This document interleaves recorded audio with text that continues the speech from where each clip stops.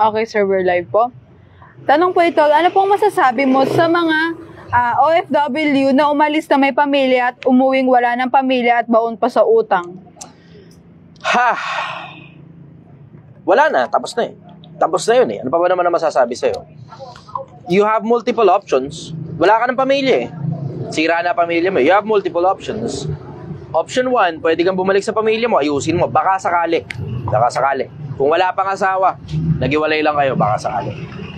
Option 2, kunin mo mga anak mo, trabaho ka ng trabaho dito sa Pilipinas, tapos mag-ipon ka para you can save up for anything that you would want to do in the future. Option 3, you can always go back sa abroad. Wala na, sira na ang pamilya mo eh. Kaya nga sinasabi ko sa inyo, mga OFW, ayusin ninyo mga sarili ninyo. Bago kayo magsipag abroad, hindi ka pa OFW. At ang tip ko sa inyo, bago ka mag-OFW, siguraduhin mo munang kaya mo yung tangin ng tindi ng sakit ng puso at sakit ng kaluluwa. Ang sakit sa kaluluwa niyan, puta. Yung iba kalala, sakit lang sa puso. Hindi, sakit ng kabuuan yan. Literal, magkakaroon ka talaga ng sakit, literal. Lalo na yung mga nagbi-Middle East, yung iba sa kanila, lalagas yung buhok kasi yung tubig, mainit masyado. Yung iba naman sa kanila, yung mga kamay, durog pag umuwi ng Pilipinas, as in bakbak na talaga yung mga kamay. Yung iba sa kanila, yung tindi ng lungkot doon, nagpapakamatay. Yung iba sa kanila, takina, alam mo, there's just too much hardship kapag nasa abroad ka. Tapos ang worst niyan, yung dahilan kung bakit ka nag-abroad para sa pamilya, pag uwi mo ng Pilipinas, wala ka ng pamilya. Malaki possibility niyan. Bakit? Kasi pag wala ang pusa, naglalaro mga daga. Yeah. Pag wala ang pusa, naglalaro mga daga. Alam mo mga magulang, paalala ko lang sa inyo, hindi nyo obligasyon na mag-abroad. Papaalala ko lang sa inyo, it is a privilege that you are welcome to partake. Pero it's not mandatory. Kasi may mga kumikita naman ng maayos dito sa Pilipinas kahit di nag-abroad eh. Ang kailangan mo, expertise. Ang mahirap kasi sa'yo, wala ka kasing expertise kaya hindi ka mabayaran sa halaga na gusto mong mabayaran ka. Wala kang expertise, hindi ka magaling sa kahit na anong bagay. Ngayon, paano ngayon magiging magaling sa kahit na anong bagay? Kung ano man yung ginagawa mo, galing ka mo doon, dapat napopromote ka kung empleyado ka. Kung nagnenegosyo ka, galingan mo doon sa kung ano man ang ginagawa mo para sumasarap yung produkto o gumagaling ka doon sa ginagawa mo, mas marami ngayon ng customer. Kailangan mo ng expertise. Dapat ikaw ang isa sa mga pinakamagagaling doon sa industriya kung saan ka nandun. Ganon yung konsepto. Para mabayaran ka kung magkano man yung halaga mo. Kasi ito problema eh. Kaya nagtsitsipagtsagang mag-abroad, pera. Isa yan sa mga primary reason. Oh, sige, land of opportunities, blah blah. Ando na tayo. Madadala mo yung pamilya mo sa abroad. Pero yung iba, hindi naman talaga yun ang dahilan kung ba't nag-abroad eh. Ang dahilan kung ba't nag-abroad just to get quick back. Mabilis ang pera. Bakit? Malaki pera sa abroad eh. Hindi ka naman mag-abroad kung parehas lang naman ang sweldo mo rito sa Pilipinas at saka sa abroad. That's stupidity. Ba't iiwan mo pa yung pamilya mo kung gano'n rin lang naman ang sweldo, parehas lang. Konti lang diferensya, 1,000, 2,000 lang. Diba? Para sa halagang 2,000, nag-abroad ka, parehas lang naman ang sweldo rito, konti lang diferensya, 2,000. Hindi ganun. Ang karamihan dahilan dyan kung bakit nagsisipag abroad, dahil sa pera, diretsahan lang tayo. Malaki kasi sweldo sa abroad. Yung iba, nasisilaw sa pera. Silaw ka sa pera, o, tignan mo, wasak ang pamilya. Silaw ka sa pera, wasak ang pamilya. Hindi naman ako nagkakamali dyan eh. Diba? Akala mo pera bumubuhay sa pamilya? Hindi, tanga. May buhay ang tao. Hiwalay sa hanap buhay yung buhay. Kahit wala kang hanap buhay, makakasurvive ka kasi tignan mo yung panahon ng pandemya. Di ba nakasurvive din naman tayo? May nabalitaan ka bang namatay sa gutom ang isang pamilya dahil sa pandemya? Wala naman ganun eh. Wala akong nabalitaan ganun kahit minsan. Panahon ng pandemya, wala. Pero 3 buwan tayo naka-lockdown nun. Baka umapat pa nga yata, hindi ko na maalala eh. Taon pa nga. Halos kulang-kulang 1 taon. Alam mo, Pilipinas, matuto ka. Ang dahilan kung ba't hindi ka nababayaran ng mahal, kasi wala kang expertise, nagtsatsaga ka kasi sa minimum. Tatsaga ka sa minimum. Is that a bad thing? I don't think so. Pero kung nagrereklamo ka dahil sa baba ng putang inang sweldo rito sa Pilipinas, then it's about time, galingan mo sa ginagawa mo para mabayaran ka ng mahal. Hindi naman pwedeng yung basurang trabaho mo, babayaran ka ng mahal. Diba? That's stupidity. Kahit sinong employer, di magbabayad sa'yo ng mahal sa basurang klase ng trabaho. Ganon kasimple yun. Maging expert ka sa bagay na ginagawa mo. Dapat ikaw ang isa sa mga pinakamagagaling doon sa bagay na ginagawa mo.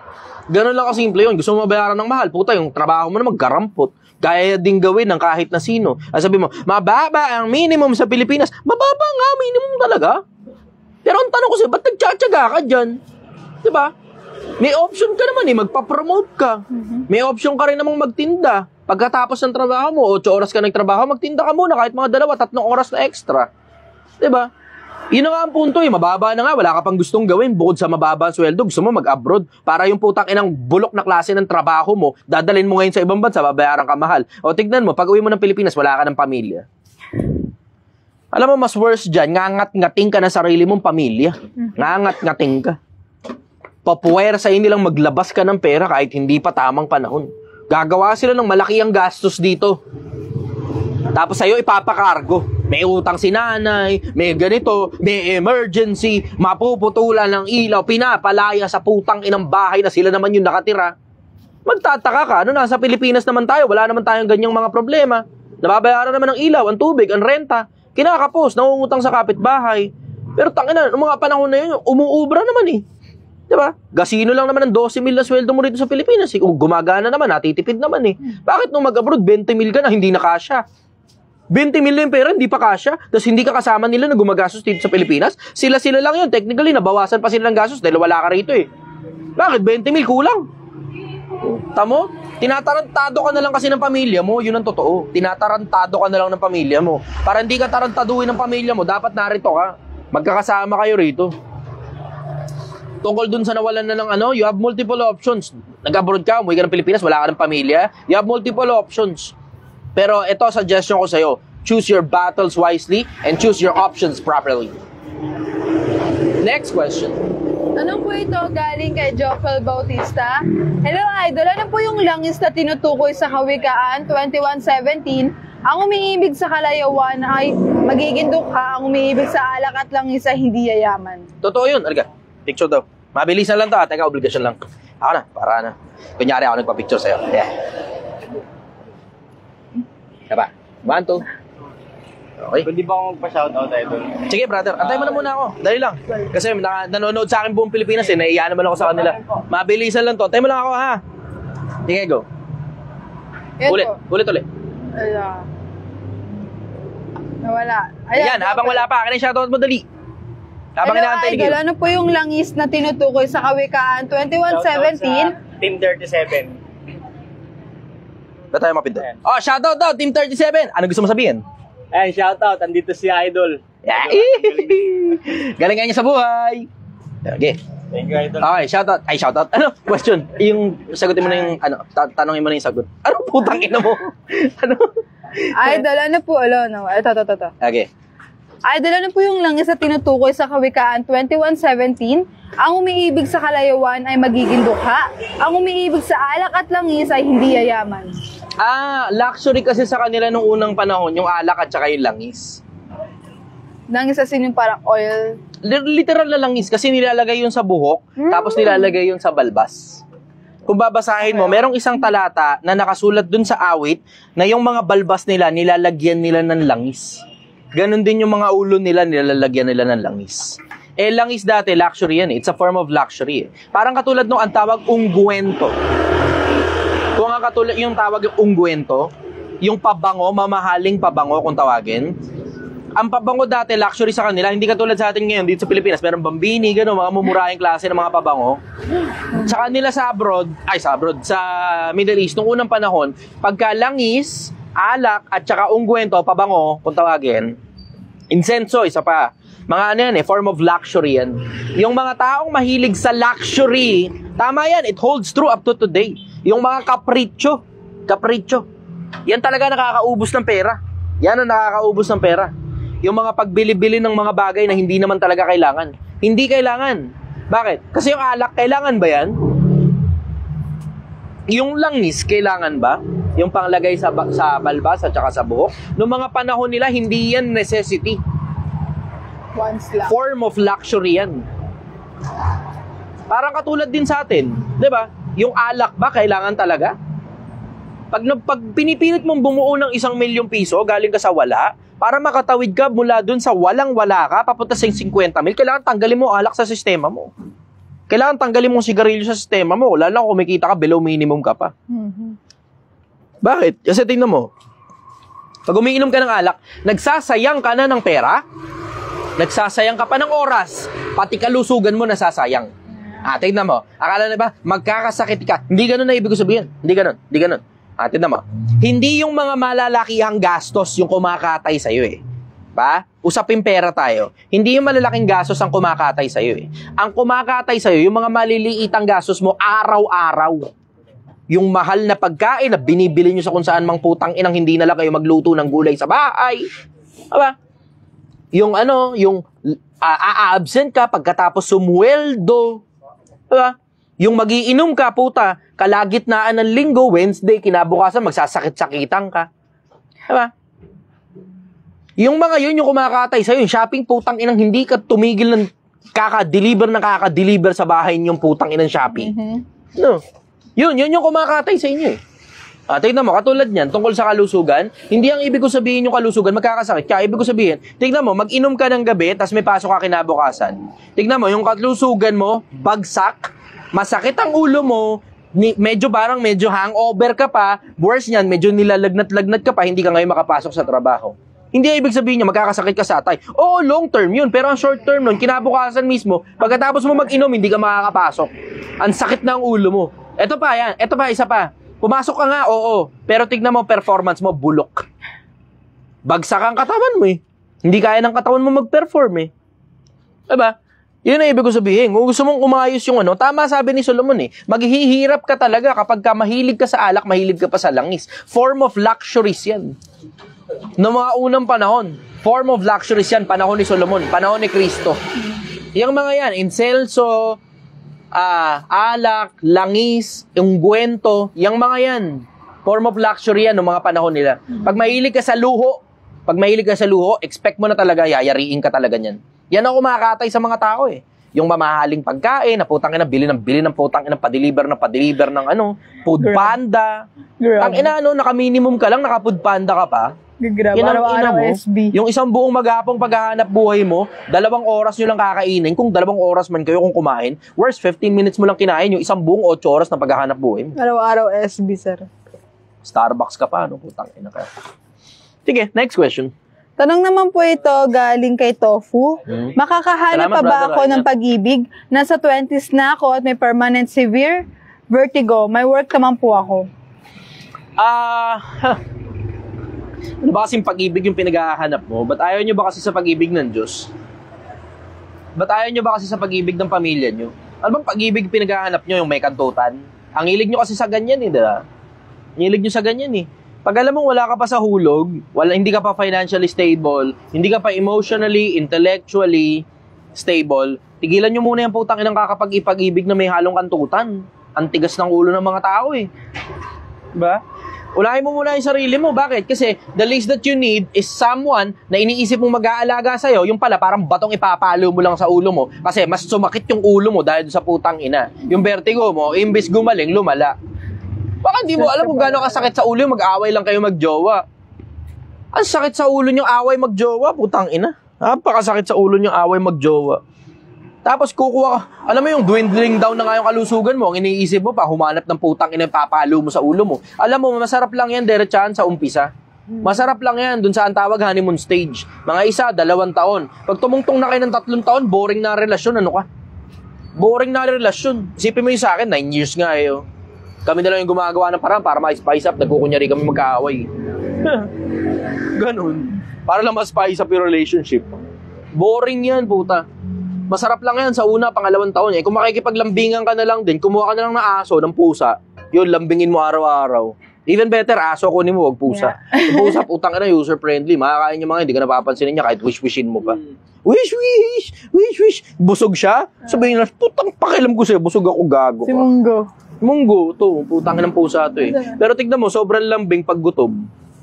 Sobrang lambing yan pag gutom. Takna, pupen dito. Wish, pow.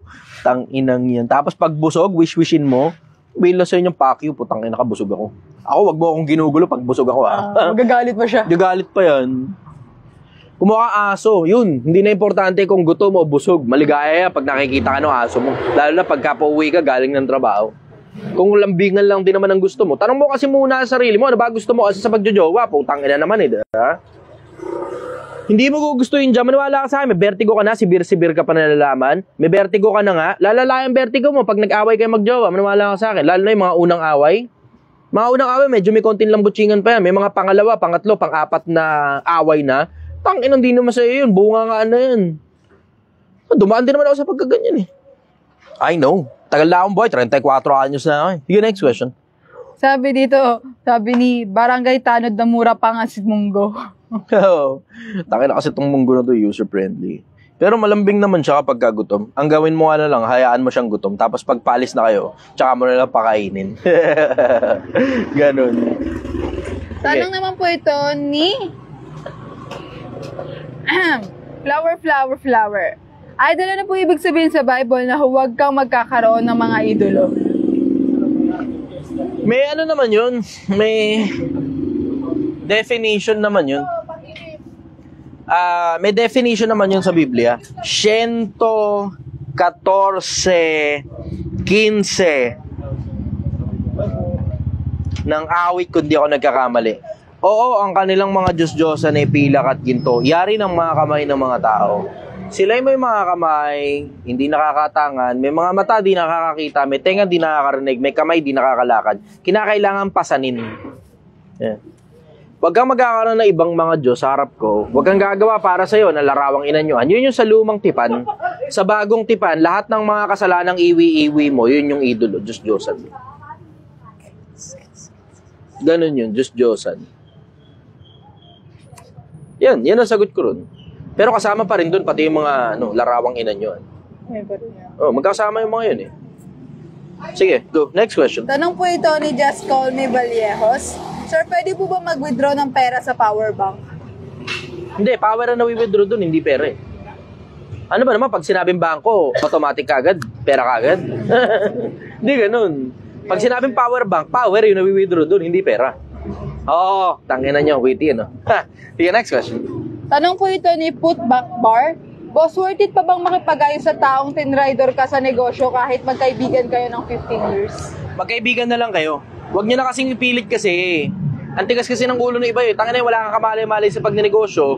Tapos ipipilit mo pang makipagnegosyong kasama na ibang tao, tawag business partner. Tangina, yung kung ikaw nga, hindi mo alam kung ano ginagawa mo, business partner ka pa. Ulul ka ba? Katangahan yan sa akin, isang malaking katangahan yan. Pag di mo alam kung ano ginagawa mo sa negosyo, manahimik ka. Ikaw na lang magnegosyo mag-isa para malugi ka mag-isa, problema mo na yan. Pubaldo ka, at least mag-isa ka lang din. Diba? Hindi yung tangin na kukuha ka pang business partner na kaletchen mo. Pares kayong walang malay sa ginagawa ninyo. Mas worse yan kaysa sa ano eh. Gusto mo ng diretsahan ha? Mas worse pa yan kaysa magjowa. Magjowa ka na lang kaysa kumuha ka ng business partner na ipapalo mo sa ulo mo. Kasi isipin mo yung sa pagjojowa, mag-aaway nga kayo, magbubunga nga kayo. Pero wala kayo masyado sobrang daming problema sa pera. Minsan yan, ibibigayan pa kayo ng pera sa isa't isa eh. Maliban na lang pag sobrang tagal nyo na magkasama. Pero yung business partner, manakawan mo ng piso, tangina. Galit na galit ka agad yan. Ikaw man yung manakawan ng piso, galit na galit ka rin eh. Kasi hindi naman dapat talaga kinukuha yung pera mo o yung pera ng negosyo sa hindi tamang paraan. Diba? Masakit sa ulo yan. Gusto mo ng diretsahan. Yung iba, totoo, hindi naman talaga sila nagkakalokohan eh. Paraning lang talaga sila sa isa't isa. Sila parehas, interesado dun sa putang ilang negosyo, tapos sila parehas, gusto solohin yung negosyo. Gago ang puta. Kumuha kang business partner, gusto nyo rin pala solohin yung negosyo.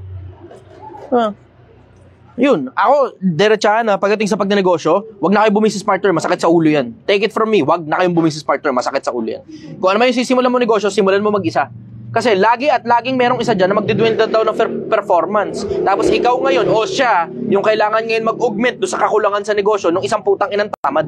Laging merong isang pirasong tamad dyan, laging may isang pirasong hindi tapat dyan, laging may isang pirasong sakit ng ulo dyan, laging may isang pirasong bobo dyan, tapos ngayon sasakit ngayon ang ulo nyo parehas. Bakit? Eh, yung isa yung kailangan dumugtong sa kakulangan ng kabila eh. Wag na kayo mag-business partner pagka ganyan. The only time na pwede kayo mag-business partner, ganun, kapag ka siguro, Ayala na kayo, o Henry C na kayo, ganun. Tapos, sobrang dami yung pera, ganun to, sige, ambagan tayo ha, 5 tayo, tagsi 50 mil, o tagsi 100,000. Pag nalugi tayo, TY. Pag kumita, de kanya-kanyang branches tayo. Yun, pwede. Naglalaro na lang kayo. Pero yan lang talaga, tapos yun yung gagamitin mong bread and butter para sa buong pamilya mo, puta. That's stupidity. That's stupidity. Sige, next question. Tanong naman po ito galing kay Candido. Sir Chi, kung sinusubukan mo ngayon itigil ang paninigarilyo, sa tingin mo kaya mo rin bang itigil ang madalasang pagbumura mo? Magkaiba kasi yung dalawang konsepto na yun eh. Yung paninigarilyo ko, that's my addiction. Addict ako sa Yossi. Addiction ko yun eh, Yossi. Yung pagmumura ko naman, hindi ko masabing addiction yun eh. Impulse lang yun eh. As in, bigla lang. Kumbaga, just to express my thoughts, isa pa, multiple factors kasi yan eh. So, you're looking at multiple factors, diba? Ano dahilan, Chester, bakit tinigil mo yung paninigarilyo? Una, kasi nasisira katawan ko ron. Ba? Una yun, nasisira katawan ko ron. Katawan, templo daw ng Diyos eh. Daw, sabi yun sa Biblia. Diba? Ngayon, nasisira katawan ko. Hindi ko naman gustong mamatay na sira ang katawan ko, na sinira ko yung katawan ko, na yun yung naging cause of death ko. Hindi ko gusto yun. Isa pa, nakaka-istorbo kasi sa akin yung pakiramdam na nakikipag-meeting ako sa mga tao tapos kailangan ko ngayong lumabas kasi na-stress ako tapos kailangan ko mag-yosi. Nakaka-istorbo sa akin yun.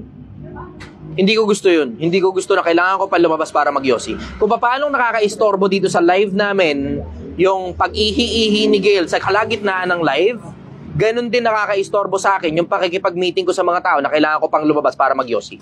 Nakaka-istorbo. Isa pa, gusto ko ring maging halimbawa sa mga tao na yung bisyo mo, regardless if it's drugs, shabu, marijuana, o kahit na ano pa yan, kaya mong itigil. Kasi isa sa mga pinakamahirap na bisyong hindi mahirap talagang itigil, paninigarilyo. Bakit? Kasi legal ang paninigarilyo. Legal ang paninigarilyo. Ang hirap itigil ng bagay na legal. Isipin mo, kung yung drugs nga, hirap na hirap yung mga taong tigilan eh. Lalo pa yung tangina legal mismo, na pwede mong bilhin kahit saan tindahan. Diba? Ngayon, 14 days na akong hindi naninigarilyo. Woo! Tangina, yes. Second achievement ko ito. Kasi una sa Tondo eh. Isang buwan makikita ko hindi naninigarilyo dun eh. O ngayon, dito, 14 days na ako hindi naninigarilyo. Lahat ng klase ng usok tinigil ko. Pero, mind you, na ang addiction ko, Yossi, hindi tobacco. Ang addiction ko, Yossi, hindi tobacco. Pero lahat ng usok tinigil ko. Pero, Yossi lang yung completely tatanggalin ko sa sistema. Yung tobacco, baka siguro, hindi pa ako sigurado. Kasi tinanggal ko rin yun eh. Para lahat ng klase ng usok, wala muna sa sistema, tanggal muna lahat. Pero yung pagtutobacco, hindi pa ako sigurado kung ibabalik ko o hindi. Nakadepende siguro kung meron. Kasi may mga kausap akong mga kanegosyo. Na mga kanegosyo ko, ang banding namin magtobacco eh. Hindi ko na sila nakikita sa mahabang panahon. Pero ang banding namin magtobacco. Tapos mayroong mga iba akong mga matataas sa taong kakwentuhan na masarap ang kwentuhan namin pag nagtutobacco kami. Pero hindi ako addict sa tobacco. Hindi ako addict sa tobacco. Hindi ako araw-araw, hindi katulad ng Yossi. Yun ang pinag-aiba. Ngayon, tungkol dun sa pagmumura, yung pagmumura kasi, hindi lahat ng pagkakataon nagmumura ako. Hindi lahat ng pagkakataon nagmumura ako. Yung pagmumura, hindi ko siya ma-consider na addiction kasi kusa lang talaga siya lumalabas eh. Diba? Just to express my thoughts eh. Isa pa, sobrang catchy kasi nung konsepto kapag nagsalita ka ng putang ina eh. Catchy. Sobrang catchy. Ngayon, me as an influencer, you have to understand how to capture people's attention. At ang pinakamadaling paraan para mahuli mo atensyon ng mga tao, pagalit. Wala namang mas pagalit pa kaysa nagmura ka. Sabay mo na pagsigaw. Diba? Isipin mo na lang, kung katulad ako ng mga ibang scientists, pag nagsasalita, napaka-boring. Diba?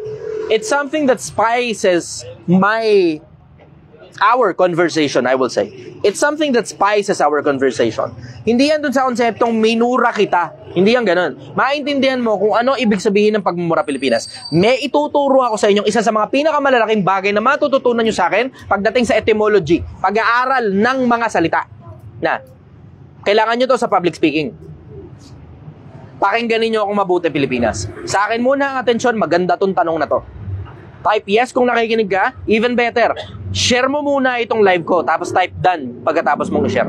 Alam mo naman, wala naman ako kinikita rito eh. Alam nyo na yun, dati pang spill yan, dati pang script yan. Wala akong kinikita rito, alam nyo na yun dati.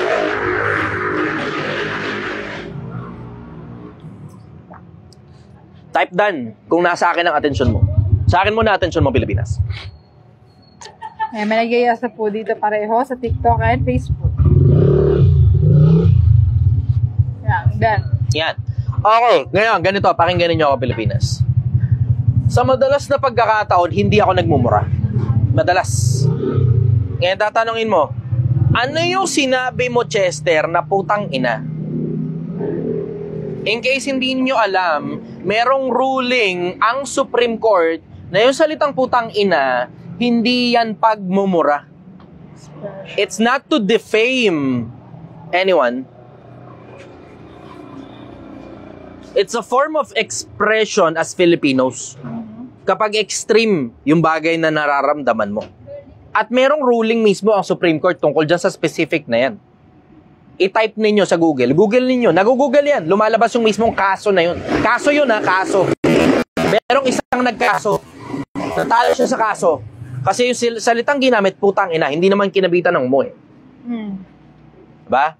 Ngayon, ibahin nyo, eto ihiwalay nyo muna sandali yung konsepto na to. Eto muna, meron ako ipapahiwalay sa inyo para matuto kayo Pilipinas. Ang tawag, compartmentalization.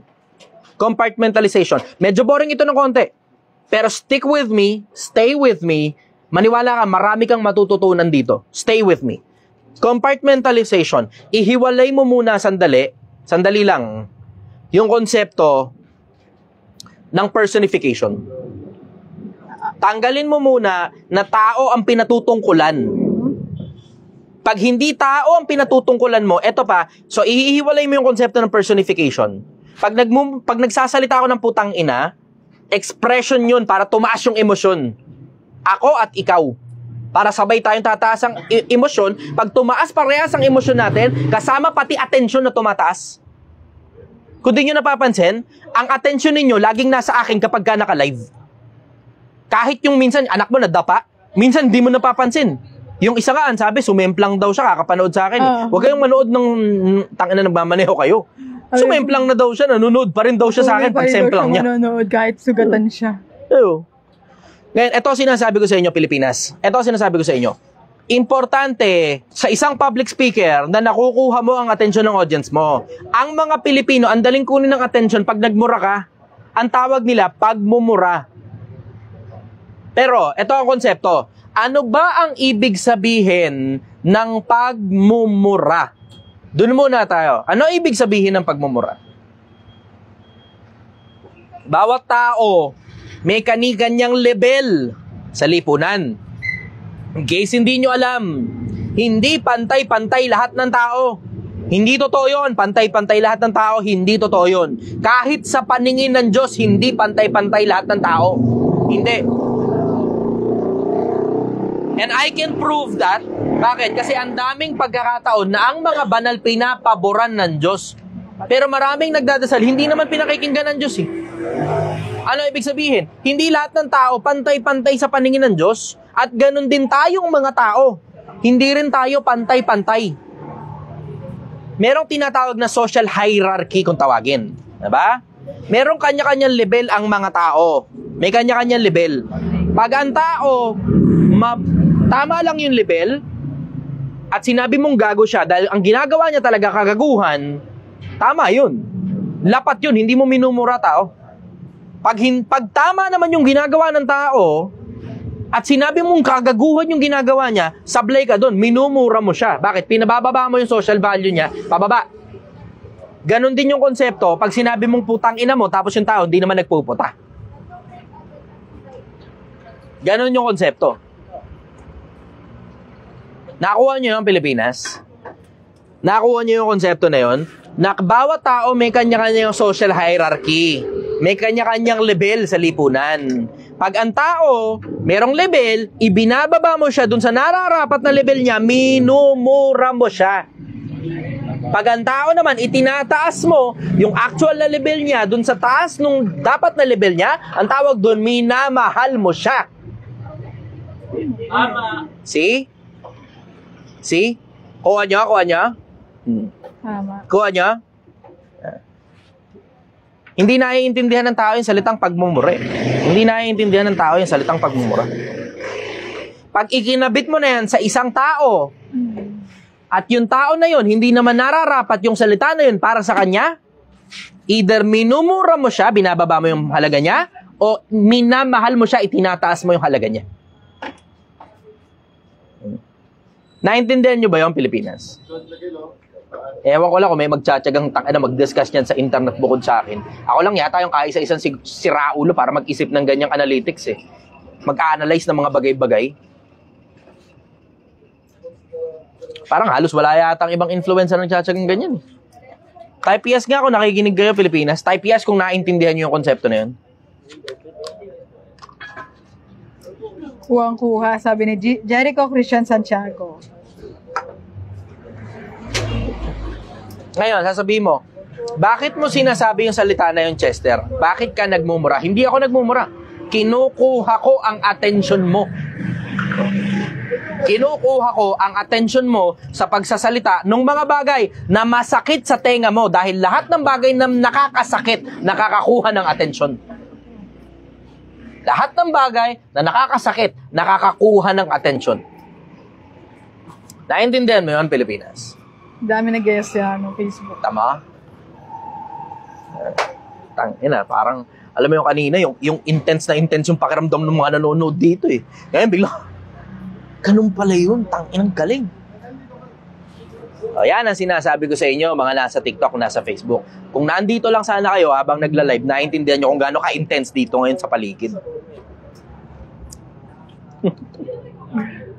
Ayos ba? Next question, sir. Tanong po ito galing kay Bakayaru. Basta na masasabi mo na muntik ng patulan ni Trillanes si Duterte sa hearing?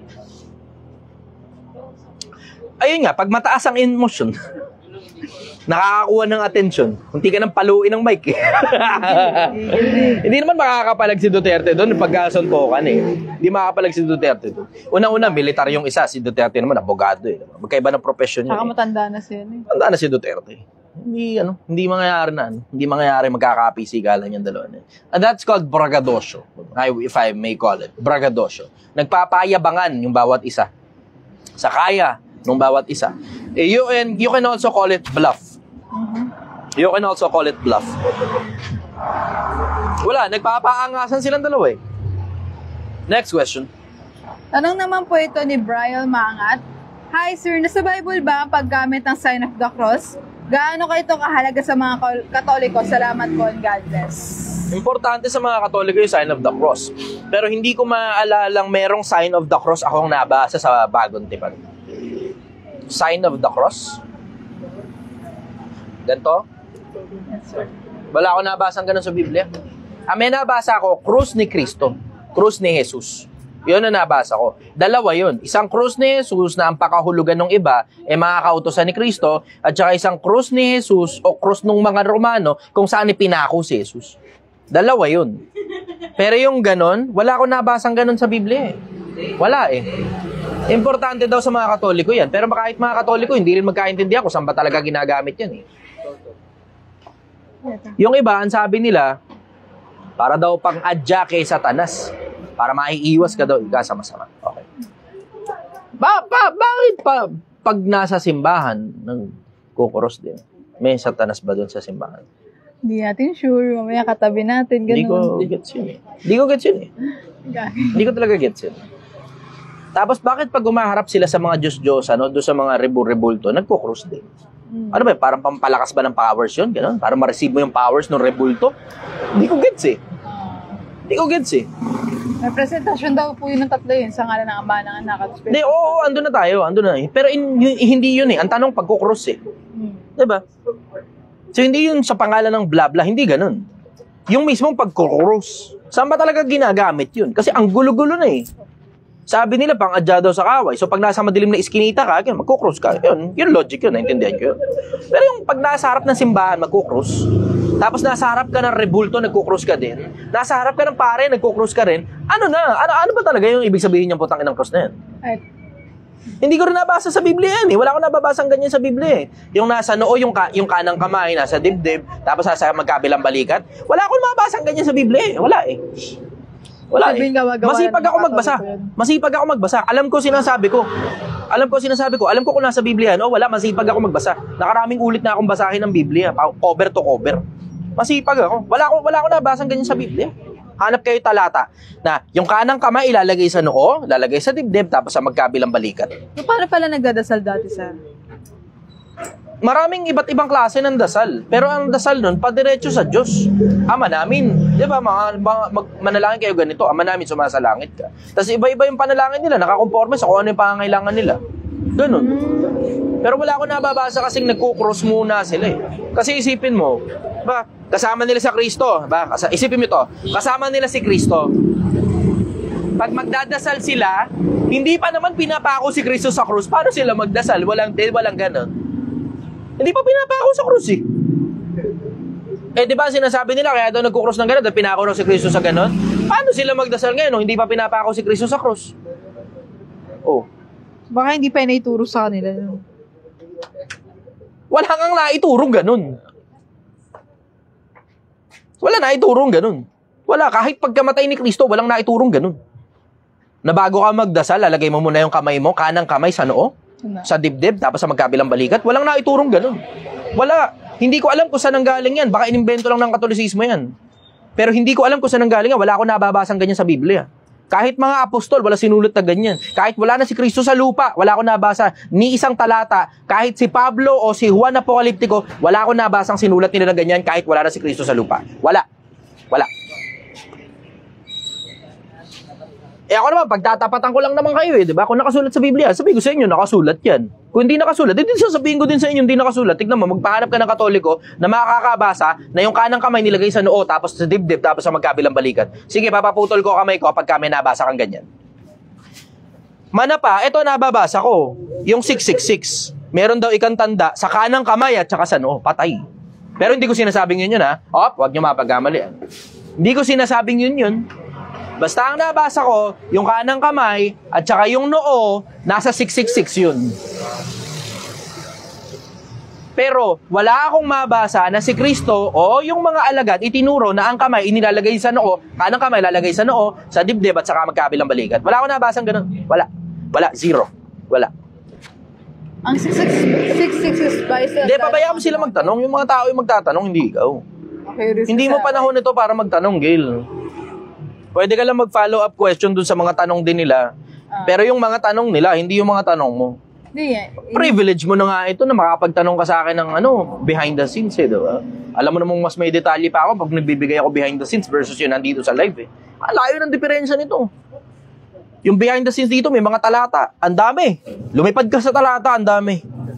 Pero dito sa live, syempre, garagarampot lang. Kasi may mga pastor na nakikinig dyan eh. mga gamit. Sige, go. Tanong po ito ni The President. Gusto ko sana i-consult sa'yo yung tungkol sa mga tao sobrang banal-banalan pero hambog naman. Daming ganun. Daming ganyan. Napakaraming ganyan. Yung mga yung mga namimigay ng pera, tututukan ng camera sa mukha. Nakakaawa ka naman, tay. Ito, 5,000. Masipag daw. Tapos salamat po. Tapos mas malaki pa yung kinita niya sa YouTube kaysa sa binigay niya kay Tatang. Uy, serious. Ang daming ganun. Hindi lang isang pirasong tao yan. Ang dami nila. Yeah. Ang dami nila. Sobrang dami niyang mga tao na eh. Iba bibigyan pa ng iPhone, ganun. Tapos iba bibigyan ng cellphone. O iba bibigyan ganito, bibigyan. Tapos tututukan ng camera sa mukha. Taka na sa akin, kahambugan yun eh. Kayabangan lang yun sa social media. Kayabangan lang yun. Yan, nasagot ko. Alam mo, ang dami niyan. Sa social media, sobrang dami niyan. Sa tunay na buhay din, ang dami niyan. Yung mga mga palasimba, pero mapaghatol naman sa kapwa-tao. Ang dami niyan. Nako, puro tato. Snatcher yan. Daming ganyan. Sobra, ang daming ganyan. Maniwala ka sa akin, yung iba pang mga basher ko, yung matatawa ka, yung ibang mga basher ko, kung makapagsalita sa akin, nakala mo talaga, banal sila eh. Pero yung bunganga, putang ina eh. Diba? O tapos pag nakita mo ngayon yung picture nila, may picture pa ni Papa Jesus nila dun. Yeah. Ang dami niyan. Ang dami niyan, mga basher. Yung iba screenshot ko pa eh. 4 yung picture, nasa simbahan siya, habang yung bunganga niya sa akin, ang tindi. Mga paratang na walang pruweba. Sige, next question. Tanong naman po ito ni Raras Shop Naik. Idol Chester, bakit kulay green ang pure gold? Hindi ko alam. Bakit, green yung blackboard? Hindi ko alam. Ewan ko, baka may amag siguro. Hindi ko alam. Inamag na. Hindi ko alam. Green eh. Inamag yung ginto mo. Ano? Alam mo ba merong ganun? Inamag ba ang ginto? Yung meron kasing binigay sa akin na singsing dati si Uncle. Yung singsing na yun, may halong tanso. Kasi yung singsing kasi, yung ginto kasi, minsan hinahaluan nilang tanso yun eh, at saka iba-iba pang bla bla. Yung binigay sa akin na singsing na may ruby, ano yun, may halong tanso. Tapos makikita mo dun sa ilalim, dun sa may ganito, pag nakita mo yung ganito, may kulay green. Mukha siyang amag. Oo. Ang tawag ni Uncle dun, amag ginto. Pero ang totoo dun, yung kulay, yung ano, yung tansuron yung inaamag eh. Hindi ko alam kung anong tawag dun eh. Hindi naman amag yun sigurado eh, pero kulay green. Kumukupas. Hindi siya kupas eh, kasi pag nilinis mo, bumabalik uli yung kulay ginto. Oh. Oo, yung tanso lang talaga na apektuhan. Yung parte ng ginto na yun na may halong tanso. Yun. So, hindi ko alam kung bakit kulay green yung ano. Baka siguro sobrang diluted nung ginto na haluan ng tanso. Pero, kaya kulay green. Hindi ko alam. Hindi ko nakasagot yun. Hindi naman ako may-ari ng pure gold na yun. Malay ko dyan. Sige, go, next Nagtanong question. dito kanina, sir, okay lang daw po bang magbago para daw sa taong mahal mo? Dapat naman talaga nagbabago ka. Hindi lang para sa taong mahal mo, kundi para sa sarili mo. Para si Pablo, ako kami nagbabago sa araw-araw. Araw-araw talaga dapat nagbabago ka. Dapat araw-araw bumubuti ka, tumitino ka, umaayos ang isip mo, umaayos ang finances mo, umaayos ang puso mo, umaayos ang utak mo. Pati katawan mo, dapat umaayos din, diba? Dapat talaga araw-araw nagbabago ka. Hindi lang para sa taong mahal mo. Kasi pag binago mo yung sarili mo para sa taong mahal mo, that's emotional investment. Tapos mali ka pala ng naipag-imbisan na tao, patay. Kakataka na lang ngayon. Jagadagdang, napakasakit, Kuya Eli. 2 kong anak ninay, 3 na. Singit to pa yun, sir. Sige, go. Next Tanong question. naman po ni Emma, bakit po mas matapang pa ang kabet kaysa legal wife? Kasi komportable na sila sa paggawa ng kagaguhan. Ganun yun eh, komportable na sila sa paggawa ng kagaguhan. So ano pa ba naman ang i-expect mo galing sa mga taong komportableng gumawa ng kagaguhan? Diba? Parang yun nakikita mo sa social media, diba? Napakarami nila eh. Komportable silang pinagpapasasaan nila yung mga mahihirap. Diba? Komportable sila na nagpo-promote ng sugal. Komportable sila po-promote ng politiko. Komportable sila bla-bla. Kaya komportable sila sa sarili lang kalokohan. Yeah. Yun. Yun ang sagot ko ron. I should know, dati ako maloko eh. Next question. Ang nakakalap ko na tamo ng pindot na naman. Ano nangyari? Lumipat sa mukha ko. Tanong po ni Miles Dalor Diloy, Idol, tips naman dyan para maging mabuting tao. Ang utos ay banal, matuwid at mabuti. Yung nalalaman mong utos ng Diyos, gawin mo. Pero that also means that you have to actively seek to find God's will. Kailangan mo talagang humanap ng ikakabuti. Kung ateista ka, hindi ka naniniwala sa Diyos, edi gamitin mo na lang yung konsensya mo. Napapakinabangan din naman yung konsensya na yan eh. Brother, makikisuyo. Sige, next question. Sabi po ni Art Roldan Tumampil, good evening, Idol. Ilang beses akong sinuntok ng problema at pagsubok ng buhay, pero dahil sa mga word of wisdom mo, bro, lagi akong bumabangon para harapin ang mga ito. Maraming salamat sa mga word of wisdom mo, bro. Ingat ka palagi and God bless sa'yo always. Nice.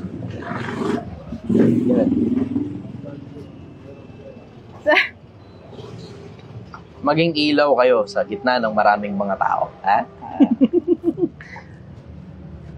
Alam mo, pag nakikita ko ito, nawiwirdoan ako. Naaalala ko Insidious.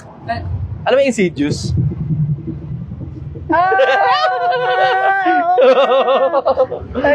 Iniisip ko sa part doon. Oo nga. Oo, naalala mo yun, no? Naalala ko na. The Beyond. Sige, go next question. Tanong naman po ito galing kay, bakit po masakit magmahal na sobra? Hindi naman masakit magmahal na sobra.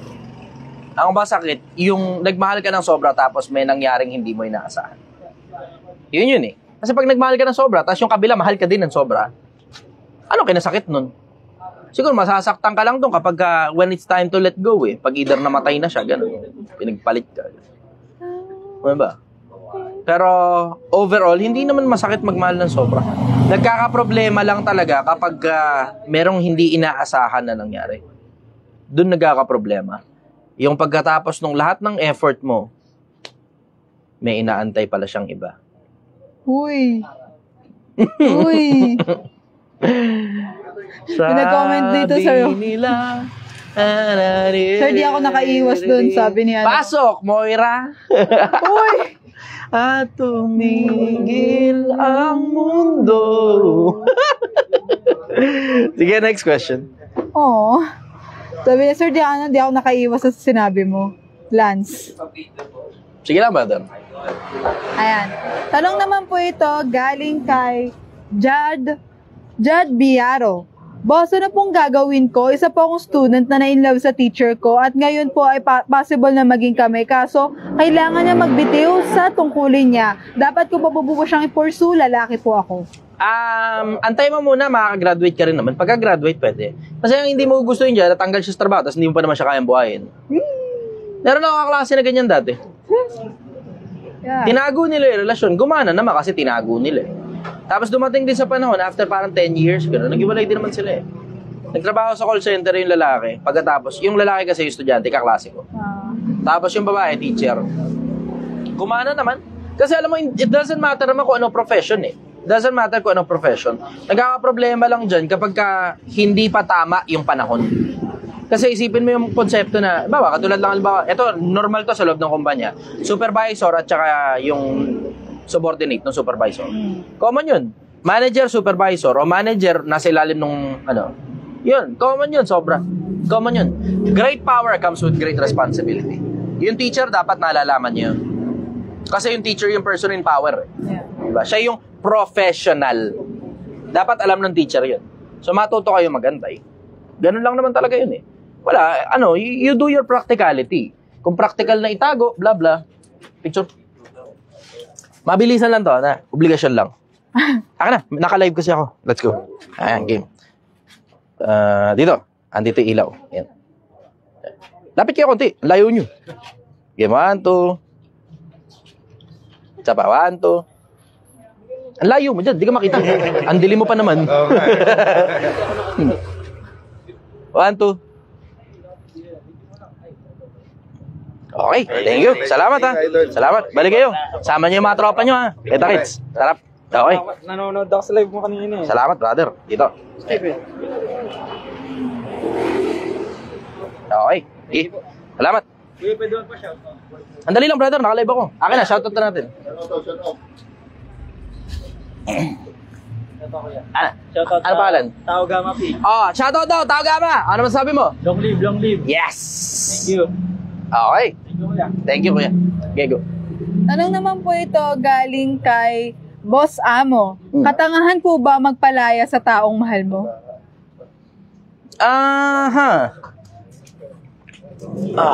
Tanginang hirap niyan ha.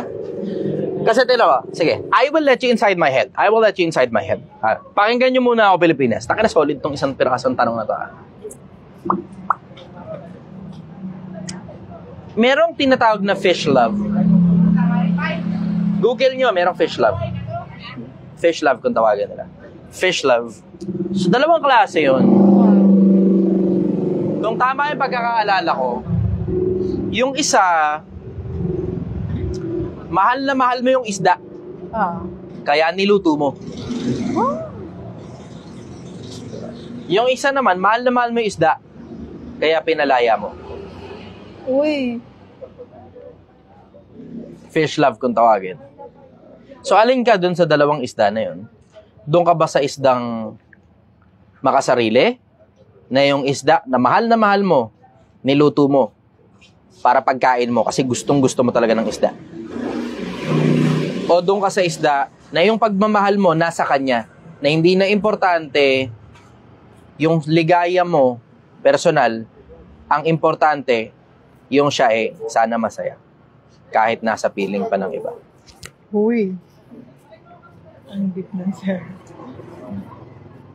Alin ba ang tama doon? Parehas tama yun. Parehas tama yun. Pipili ka na lang kung anong klaseng pagmamahal yung meron sa'yo. Ano ba palagay ninyo, Pilipinas? Alin dun sa dalawa yung palagay ninyong mas tama? Ako naman na magtatanong, alin dun sa dalawa yung palagay ninyong mas tama? May nag-comment dito. Joanna Jasmine, doon sa isda na pinalaya mo. Galing ng advice mo Hindi namin naisip yun. Ano ba? Depende sa sitwasyon. Pero sabi ni Miss Okjan, papalayain ko yung isda. madaling sabihin papalayain kasi social media. Kasi naisip mo lang. Pero pag ikaw na yung nandun sa sitwasyon, ang hirap niyan. Ang hirap niyan. Pag ikaw na yung nandun sa sitwasyon. O pang negosyante, nakaka-relate ako dyan, brother. Sabi ni Ian Valeriano, yung isdang papakawalan ko na lang po. Ang hirap niyan. One way or the other, mahirap yan eh. Kasi tignan mo. Isipin mo yung konsepto na if she's already in love with somebody else, tapos hindi mo siya pinalaya, you will both live the rest of your life na ikaw yung second best para sa kanya. At the same time, para sa'yo naman, indifferent siya. So, ang isip niya laging nandun sa kabila. Tapos, ikaw naman, naghahanap ka ng validation at pagmamahal sa kanya, hindi mo makuha ng buong buo kasi yung isip niya nasa iba. Pag pinalaya mo naman, siya yung magiging masaya. Tapos, magkakaroon din siya ng guilt kasi pakiramdam niya, inapi ka niya. Tapos, ikaw naman, malulungkot ka ng husto. Kasi pinakawalan mo siya. The one that got away in another life, I'll be your girl. We keep full of promises, lead us against the world. In another life, I made you stay. Humuhugot lahat ng tao sa Facebook. Bigla nagtaasan yung viewers mo. Aray. Ang sakit kasi talaga. Alam mo yan, isa sa mga bagay na hiwaga ng pag-ibig. Hiwaga ng pag-ibig. Alam mo, dati pa ako nahihiwagaan dyan sa putang inang pag-ibig na yan. Isa sa mga strongest force yan eh. Pag-ibig. Sa mga nabubuhay, isa sa mga strongest force yan. Meron akong isang nakita, grabe to, tangina. Alam mo yung, hindi tao. Pero tangina, naluha ako eh. Yung pag-ibig nung deer dun sa anak niya. Yung anak niya tumawid sa ilog. Tapos may parating na buhaya, ang bilis. Ang ginawa nung nanay, tumawid din yung nanay sa ilog, iniharang niya yung sarili niya habang nakatingin siya doon sa anak niya. Bakit ka siya? Magtaday. Tapos yung, alam mo yung huling-huling nakita niya, yung anak niya na tumatawid dun sa kabila.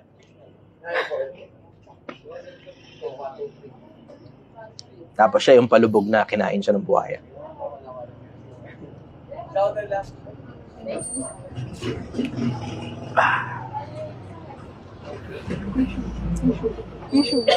Merong ganun eh. Merong motherly love eh, na hindi biro.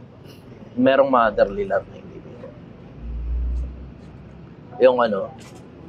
Yung di baling sakripisyo mo yung sarili mo para sa kapakanan ng iba. Tapos meron din ganong klase ng pag-ibig. Di bali ng nakawalan mo siya. Kasi, alam mo yung sabi sa yung sabi dun sa kanta, yung Heaven Knows. She's always on my mind. From the time I wake up till I close my eyes. She's everywhere I go. She's all I know. Tapos meron dong, if you really love her, you've gotta set her free. And if she returns in kind, I'll know she's mine. But tell me where do I start, 'cause it's breaking my heart. Don't wanna let her go. Maybe my love will come back someday. Only heaven knows. And maybe our hearts will find a way.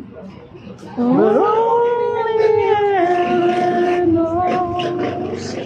And all I can do is hope and pray. 'Cause heaven knows. Tangina, no? Heaven knows.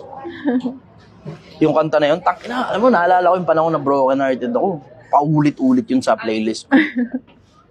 Lalo lumalala yung naramdaman ko.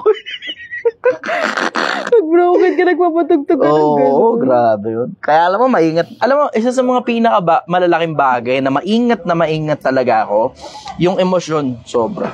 Sa inyo, nagle-let loose ako. Pero sa personal na buhay, enclosed yung emotions ko. Enclosed. Wala halos nakakaalam ng mga emosyon ko. Si Gail nga nagsasabi, pag every time nagso-social media ako, pag nakatingin ako sa social media, hindi niya na alam kung ano iniisip ko dun sa panahon na nagso-social media ako. Kasi hindi niya ako makitaan ng kahit anong emosyon. Pag nasa social media ako, nag-scroll ako, hindi niya ako makitaan ng kahit na anong emosyon. Hindi niya alam kung galit ba ako, o natutuwa ako, o kahit na ano. Hindi niya ako makitaan. Enclosed ako. Pagka personal na oras ko. Ngayon, dito, ito, panahon ko para mag-let go. Mag-let loose ng konting emosyon. Diba? Pero ultimately, yun pinakamahirap eh. Yung panahon para, alam mo yun, sabi ni Solomon eh, panahon ng pagyakap at panahon ng pagpigil ng yakap.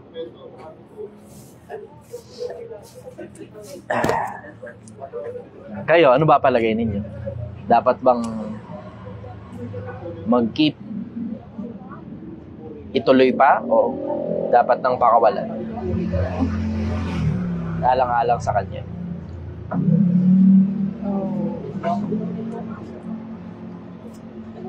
Sasaktan din yung mga nasa comment section mo. Sige. Next question. Tanong ni Brian Managat, Sir, Grabe, kumusta ano? ka? Pause muna ako sandali. Na tumama sa akin yun. Naalala ko na naman yung tungkol doon sa deer na yun. Ako naalala ko yung sa aso na nintay niya yung amo niya hanggang sa mamatay na Si Hachiko. Hachiko. Hindi, wala. Patay na yung amo niya nun eh. Pabalik-balik. Pero lang inantay siya niya sa pa rin Shibuya. niya. Pero yung ano, Yung love niya doon. grabe talagang, alam mo, sapul talaga ako ron. Antindi nun. Antindi ng tama sa akin nung yung deer. Yung tumatawid yung anak niya. Tapos may papuntang buhaya. Ang ginawa niya, tumawid din siya. Doon sa lugar kung saan papunta yung buhaya. Tapos di kinaya na siya ng buhaya. Tapos nakaganon pa rin yung ulo niya. Tapos yung pinakahuling nakita niya, yung anak niya tumatawid. Habang siya palubog na.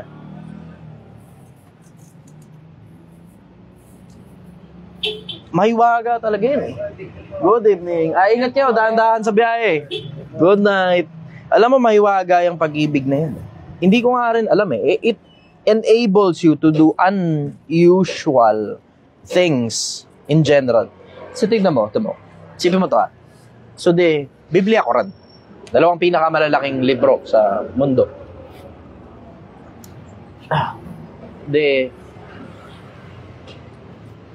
Sa Biblia, ano kayang naramdaman ng Diyos nung pinapako na yung anak niya?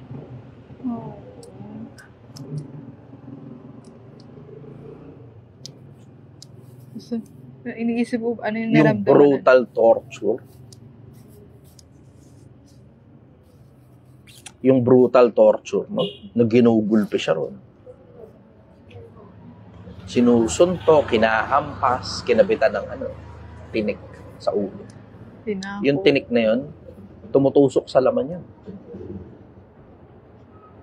Pinalakad siya ng malayo. Mula dun sa kung saan man siya hinatulan, papunta sa Golgotha, dala-dala niya yung mabigat na kahoy.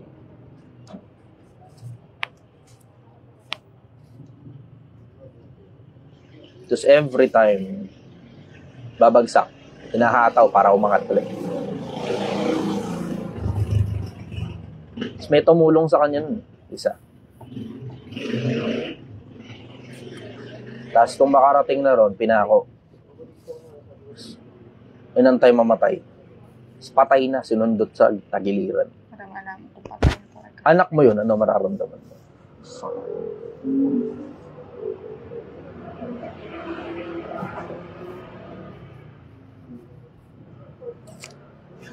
Cure yung sa koron eh.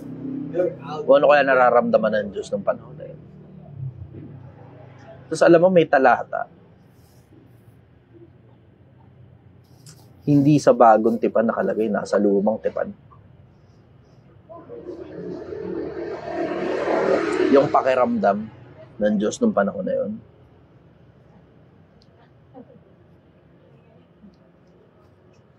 Alam mo kung ano naramdaman? Ano siya? Natuwa siya. Bakit? Hanapin nyo na lang yung talata na kay Isaias. Andun din yung detalye ko na naramdaman ng Diyos. Bibihira ay nakakaunawa doon kay Isaias. Kasi si Isaias, isa sa mga pinakamalalaking propeta ng Biblia. Tapos isa rin sa mga hardest to decipher sa mga propeta. Doon sa lumang tipan. Maraming sinabi si Isaias na mga bagay na ang hirap talagang unawain. Ang hirap. Kasi kahit yung bating, nahirapan eh. Partida, katiwala na yun ni Reyna Candace. Pero isa sa mga bagay na isinulat ni Isaias, yung naramdaman ng Diyos nung panahon na hinahampas yung anak niya, sinasaktan hanggang sa mamatay.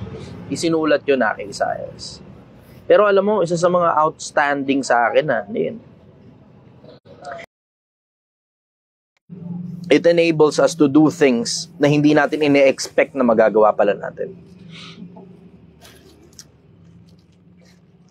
Dami tumatakbo sa isip ko ngayon pero sige, bigay na muna natin yung oras doon sa mga nagtatanong. Next question. Nandito si Boss Carepa. Good evening, Boss Carepa. Kamusta ka? Tanong niya po, magkano na bro yung Project 1M? Di pa ako nakakapag-total kanina. Pero ang kinita kagabi, somewhere close to 14,000 may botal. Nakalimutan ko eksakto kung magkano yung botal. 14,000 something yung kagabi. Tapos, ang tansya ko ngayon, kasi yung sa Shopee pala, yung 5,000 na balik sa akin. Nasa Shopee wallet ko ngayon. So, ang tansya ko ngayon, nasa mga more than 100,000 na tayo. More than 100,000 na. Siguro kung di ako nagkakamali, mga 100, less than 105,000. Less than 105. Kasi nung isang gabi, ano yun 85,000. 85,000 nung isang gabi. Tapos kagabi, nadagdagan ng 14,000 something. Tapos nabawasan ng bumiling karne. Tapos nabawasan din ng, ano pa ba mga binili natin? Karne. Gas. Bumiling gas. Tapos, nadagdagan ng 5,000 kasi nabalik yung sa Shopee. So, sigurado ako lampas 100,000 na yun. Sigurado ako lampas 100,000 na yun. Yung mga sumasabay, kamusta kayo? Kamusta ka, Pilipinas? Kamusta mga sumasabay? Nakakaipon na ba kayo? Sana ingatan ninyo sarili nyo ngayong December kasi ito yung panahon na kailangan mo talagang mag-ingat ng gusto pagdating sa finances mo dahil nauubos ang pera ng mga tao sa panahon ng sa panahon ng Kapaskuhan. Oo, dahil masaya, pero you have to consider that you have to invest in the long run. Kasi hindi naman hanggang ngayong taon ka na lang. Yung marami sa inyo magkikita-kita pa tayo sa susunod na taon Yung marami sa inyo magkikita-kita pa tayo sa susunod na taon. Pero hindi mo gugustuhin lahat na lang ng taon ng buhay mo, inilagak mo sa pagkawala, sa pagiging mahirap, sa isang kahig, isang tuka, na pag hindi ka nagtrabaho at nagkasakit ka, hindi mo kayang ipagabot ang sarili mo. Even better, mas gugustuhin mo na makita yung panahon na halos hindi mo na kailangan pang magtrabaho kasi tuloy-tuloy nang pumapasok sa yung pera mo. Galing sa mga investments na tama, na ikaw din ang gumawa, hindi binigay mo sa ibang tao yung pera. Tapos nakikinabang na doon ang pamilya mo, ang asawa mo, ang anak mo, ang mga magulang mo. Even better, pati yung community ninyo, pati yung bansa. Kailangan natin ng maraming matatalinong tao. Kailangan natin ng maraming, kung hindi man mayaman, at least may perang mga tao na hindi mga pabigat ng lipunan, na nagtsatsagang pumila sa kung saan man merong libre. Kasi hindi mo rin naman gugustuhin yun. Sigurado ako, mas gusto mo yung ikaw yung may kapasidad na magbayad at hindi ka pumipila sa mga bagay na libre. Na hindi ko naman sinasabing pabigat yung mga pumipila sa mga libre, pero sigurado ako 100% mas gugustuhin mo na may kapasidad ka na magbayad kaysa pumipila ka sa mga bagay na libre. Pilipinas, do it for yourselves. Do it for your children. Do it for your family. Do it for your community. Do it for your country. Do it for your God. Magandang umaga sa iyo, Pilipinas. Mahal na mahal kita.